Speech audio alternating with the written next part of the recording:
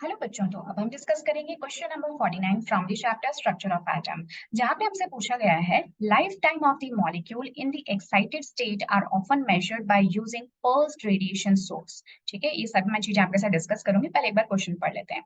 Of duration nearly in the nano second range, so if the radiation source has the duration of 2 nanosecond and the number of photons emitted during the pulse source is 2.5 into 10 to the power 15, so calculate the energy of the source।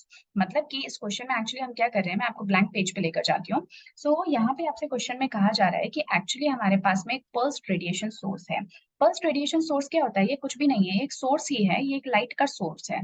ठीक है, ये क्या है? एक light का source है। ये light का सोर्स क्या करता है? एक्चुअली पल्स में रेडिएशन देता है। पल्स का मतलब समझते हो ना, नैनो सेकेंड में रेडिएशन देगा, फिर वापस से इसके रेडिएशन खत्म हो जाएगी, फिर ये वापस एक नैनो सेकेंड में रेडिएशन देगा। फिर जैसे जैसे आप लोगों ने वो ग्राफ्स देखे होंगे ना, जैसे इलेक्ट्रोकार्डियोग्राफ होता है, उस तरह का। मतलब एक पल्स ऑफ लाइट इसने दी और वापस से खत्म हो गई, फिर एक पल्स ऑफ लाइट इसने दी, फिर ये खत्म हो गई, फिर एक पल्स ऑफ लाइट दी, फिर ये खत्म हो गई, कुछ इस तरह से। तो ये जो लाइट ये पल्स के फॉर्म में देता है ना, वो नैनो सेकेंड्स में होती है। काफी थोड़ी सी देर के लिए वो रेडिएशन जो है उसको बाहर निकालता है, या रेडिएशन की ये पल्स देता है। तो इस क्वेश्चन में आपको गिवन है कि ये जो टाइम ड्यूरेशन है जिसमें कि रेडिएशन पल्स दे रहा है, वो कितनी है? Nano second, 2 nano second. अब ये किसको दे रहा है ये रेडिएशन पल्स? तो ये एक्चुअली कुछ भी हमारा एक सैंपल है, उस सैंपल के अंदर कोई मॉलिक्यूल्स प्रेजेंट है। ठीक है, तो जैसे ही इन मॉलिक्यूल्स को ये पल्स मिलेगी, तो इस पल्स का क्या रेडिएशन है, तो इसकी कुछ एनर्जी भी होगी, इसका कुछ लैम्डा भी होगा, कुछ इसका न्यू भी होगा, कुछ न्यू बार भी होगा, कुछ एम्पलीट्यूड भी होगा। सारी वो चीजें जो कि आप एक वेव के लिए देखते हो, वो सब इसके लिए भी कुछ होंगी।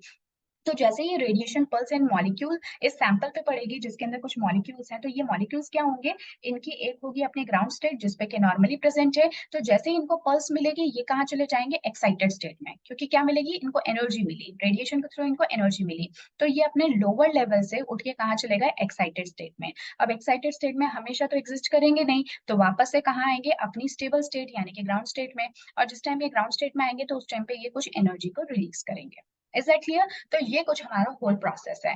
बट हाल फिलहाल हमसे जो क्वेश्चन पूछा है ना, उसमें हमसे मॉलिक्यूल के बारे में कुछ भी नहीं पूछा। हमारा जो सारा का सारा कंसर्न है वो इस रेडिएशन सोर्स, जो पल्स रेडिएशन सोर्स है, उसके आगे पीछे है। तो उन्होंने कहा कि ये जो रेडिएशन एमिट करता है वो 2 नैनो सेकेंड के लिए करता है, और एक रेडिएशन के अंदर 2.5 into 10 to the power of 15 photons present होते हैं। आई बात समझ में? इसके अंदर कितने? इतने फोटॉन्स प्रेजेंट हैं। तो ऐसे में बताओ इस पल्स रेडिएशन सोर्स की एनर्जी कितनी होगी? ठीक है, तो क्वेश्चन काफी सिंपल है। अब आपको समझ में आ ही गया होगा कि उसको अप्लाई किस तरह से करना है और बेसिकली करना क्या है। देखो, मैंने आपको पिछले भी कई क्वेश्चंस में आपको बता रखा है कि अगर आपको नंबर ऑफ फोटॉन्स निकालने होते तो आप क्या करोगे? टोटल एनर्जी जो भी इस केस में सोर्स से आ रही है, डिवाइडेड बाय एक फोटॉन की कितनी एनर्जी होती है, आप ये कर लो तो आपको मिल जाएगा आपका आंसर। ठीक है, अब हमें क्या है यहाँ पे, क्या क्या पता है? देखो, हमें एन की वैल्यू पता है, राइट? उसके अलावा हमें जो ईटी है यानी कि टोटल एनर्जी जो है, ये तो फाइंड आउट करनी है। तो यही चीज हमें फाइंड आउट करनी है। और ये जो फोटोन की एनर्जी है, इसको कैलकुलेट करने के हमारे पास तरीके हैं। एक फोटोन की कितनी एनर्जी होती है? तो एक फोटोन की एनर्जी आप कैसे बोलोगे? H new, right? न्यू क्या होती है? फ्रीक्वेंसी। और आप सभी जानते हो कि जो न्यू होता है दैट इज 1/t, यानी कि एक कोई वेव है, वो कुछ सेकंड में, एक सेकंड में, ठीक है, ये किसमें? हम सेकंड की बात कर रहे हैं। तो एक सेकंड के अंदर कितनी वेव्स जो है एक्चुअली कवर हो जाती है, उसी को तो आप फ्रीक्वेंसी कहते हो। और जो फ्रीक्वेंसी की यूनिट होती है वो क्या होती है? पर सेकंड होती है, बिकॉज इट इज 1/t। अब हमें यहाँ पे इन्होंने क्या किया? इन्होंने हमें फ्रीक्वेंसी ना देकर इन्होंने हमें टी की information they the. Is that clear? तो अब हम क्या करेंगे कि भैया आपका जो न्यू है ना, इसकी जगह पे आप टी को पुट कर दो। आ गया होगा समझ में? So this will become H. New की जगह मैंने टी पुट किया, तो टी आपका कहाँ चला गया? नीचे चला गया। ठीक है, एच की वैल्यू आप लोगों को पता है 6.6 into 10 to the power of -34 होती है, और यूनिट क्या है? Joule second. और टाइम पीरियड आपको कितना दे दिया? So time is given as 2 nano seconds. तो नैनो सेकेंड को आपको किस में कन्वर्ट करना जरूरी है? सेकेंड के अंदर। तो 10 टू द पावर -9 से जब आप मल्टीप्लाई करोगे तो ये सेकेंड में कन्वर्ट हो गया। और यहाँ से जो एनर्जी ऑफ फोटोन है वो आपकी निकल के आ जाएगी, राइट? तो जब आप एनर्जी ऑफ फोटोन, चलो इसको यहीं पर छोड़ देते हैं, ठीक है। अब क्या है, हमें क्या फाइंड आउट करना था? ये हमारा ईपी हो गया। हमें क्या फाइंड आउट करना है? ईटी को फाइंड आउट करना है। तो ये जो मेरी वैल्यू है, इसको एग्जैक्टली मैं यहाँ से उठा के ले आती हूँ ईपी की वैल्यू को। So this would be EP multiplied by N. तो आप क्या करो, ये 6.6 into 10 to the power of -34, यहाँ पे हम सेकंड को कैंसिल कर देते हैं, तो जो भी कुछ मेरा आंसर आ रहा है वो जूल के अंदर आएगा, और डिवाइडेड बाय 2 × 10⁻⁻⁹ और मल्टीप्लाइड बाय n। n हमें कितना गिवन है, देखो 2.5 × 10⁻15 फोटॉन्स।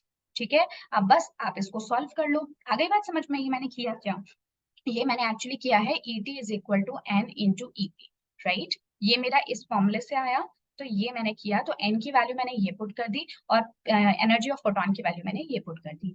जब आप इस पूरे को सॉल्व करोगे ना, तो आपका आंसर कुछ आ जाएगा 8.28 × 10⁻⁻10 जूल्स। ये क्या निकल के आ गया आपके पास में, टोटल एनर्जी निकल के आ गई, जो कि सोर्स की है। यानी कि ये जो हमारा क्वेश्चन था, ये हमने सॉल्व कर लिया। ठीक है, सो क्वेश्चन में एक बार वापस से समझा देती हूँ, सोल्यूशन समझ में आ गया होगा। क्वेश्चन ये है कि कोई एक मेरे पास सोर्स है, ठीक है, जैसे सारे सोर्स होते हैं उसी तरह का एक सोर्स है, बट ये क्या है, पल्स्ड सोर्स है। यानी कि ये जो अपनी एनर्जी देता है ना, वो एक पल्स के फॉर्म में देता है। यानी कि कुछ सेकंड के लिए एक पल्स को छोड़ेगा, उसके बाद में वो पल्स खत्म हो जाएगी, फिर वो कुछ सेकंड के लिए पल्स को छोड़ेगा, और इस क्वेश्चन में ये जो पल्स है आपको ये 2 नैनो सेकंड दे रखा है, मतलब 2 नैनो सेकंड तक ये पल्स जो है वो एग्जिस्ट करता है।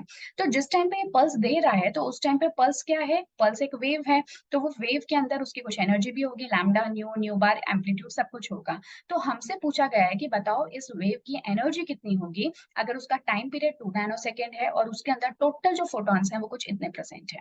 ठीक है, तो आपने क्या किया, आपको ये फॉर्मूला पहले से पता है, क्योंकि हम लोग पहले भी कुछ क्वेश्चंस में इनको डिस्कस कर चुके हैं कई बार। तो यहाँ से आप क्या करोगे, सबसे पहले तो आप एनर्जी ऑफ 1 फोटॉन निकाल लोगे, जो कि आप यूज करोगे EP = Hν इस फॉर्मूले को, और न्यू जो होता है आपका 1/T के इक्वल होता है। तो यहाँ से आपके पास में एनर्जी ऑफ फोटॉन आ जाएगी, जिसको कि आप अप्लाई कर लोगे इस इक्वेशन में, ET के इक्वेशन में, जिसमें कि ये तो है आपका EP, और मल्टीप्लाइड हमने क्या कर दिया, n कर दिया। तो आपका फाइनल जो आंसर है वो कुछ आ गया 8.28 × 10⁻⁻10 जूल। तो हमारा जो रेडिएशन सोर्स है उसकी एनर्जी इतनी है, जिसके अंदर इतने कुछ फोटॉन्स है फॉर 2 नैनो सेकेंड्स। ठीक है, सो ये था हमारा question number 49। So I am sure कि काफी सिंपली आपको समझ में आ गया होगा। बाकी अगर आप देखना चाहो तो यहाँ से भी इसका सोल्यूशन देख सकते हो। आप जिस भी तरीके से करोगे आपका फाइनल आंसर इतना ही आएगा। ठीक है, मैंने आपको स्टेप वाइज बता रखा है, इन्होंने यहाँ पे डायरेक्टली करके दिखाया। सो ये था हमारा क्वेश्चन 49। सो अब नेक्स्ट क्लास में मिलेंगे हम क्वेश्चन नंबर 50 के साथ में। आई एम श्योर कि आपको क्वेश्चन समझ में आ रहे हैं, और सिंपलीफाइड भी लग रहे होंगे वर्जन्स। ये क्वेश्चन हो सकता है आपको पहले समझने में भी दिक्कत होती होगी, बट अब क्योंकि हम इतने क्वेश्चंस ट्राई कर चुके हैं, और अब आपके दिमाग में एक विजन डेवलप हो गया होगा कि इन क्वेश्चंस को अप्लाई कैसे करना है, इनको सॉल्व कैसे करना है, फॉर्मूला किस तरह से अप्लाई करना है। सो ये सारी चीजें आप लोग सीख गए होंगे। तो बस यही, अगर आपको इन्फॉर्मेटिव लग रहा है तो आप, छोटी सी एक रिक्वेस्ट है, चैनल को सब्सक्राइब करें, शेयर करें दोस्तों के साथ में, और हर किसी के साथ में जिसको कि पढ़ने में इंटरेस्ट है, फ्री एजुकेशन में बिलीव करता हूँ, और इस चैनल के साथ साथ खुद को भी ग्रो करने में विश्वास रखता हूँ। सो बस अब मैं इसको यहीं पे इस वीडियो को खत्म करना चाहती हूँ। नेक्स्ट वीडियो में हम क्वेश्चन नंबर 50 को डिस्कस करेंगे। Till then take care, good bye.